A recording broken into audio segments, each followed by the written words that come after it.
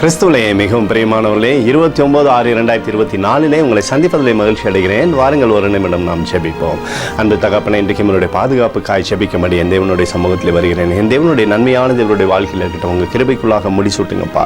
தேவ சமாதானமும் சந்தோஷம் விடுதலையும் என்னுடைய வாழ்க்கையிலிருந்து செயல்படும்படியாக நீர் செய்தல்லும்படியாக ஜெபிக்கிறேன். உடைய இரக்கத்தினால் இவரை முடிசூட்டுங்க தகப்பனே. நன்மையான தேவனுடைய வாழ்க்கையில் தொடர்ந்து செயல்படட்டும்.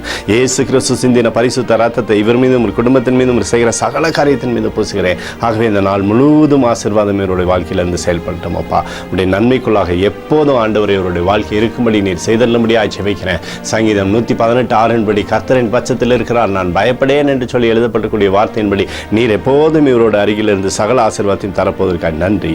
இயேசுவின் நாமத்திலே ஒப்புக்கொடு ஜெபிக்கிறேன் நல்ல பிதாவே, ஆமேன்.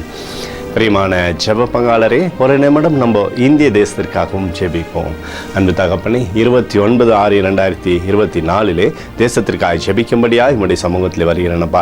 தேசத்தின் மீது என் தேவனுடைய நன்மை நீர் வைக்கும்படி ஜெபிக்கிறபடி கிருபை தேசத்தில் இருக்கட்டும் ஆண்டவரே.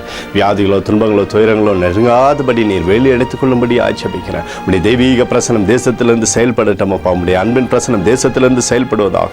ஜனங்கள் எல்லாம் நன்மை பெறும்படி செய்யுங்க. எங்களுக்காக அடித்து நொறுக்கப்பட்டிருக்கூடிய இயேசு கிறிஸ்துவும் அவர் சிந்தனை விலையேறப்பட்ட ரத்தத்தை வைத்து ஒப்பு கொடுக்கிறோம். அத்தோடு இந்திய தேசத்தில் எழுப்புதலை தரும்படியாய் ஜெபிக்கிறேன். எழுப்புதலை தருவீராக, எழுப்புதலை தருவீராக, எழுப்புதலை தருவீராக. எழுப்புதலை எங்கள் கண்கள் பார்க்கும்படி நீர் ஆசீர்வதிக்கும்படி ஜெபிக்கிறேன்.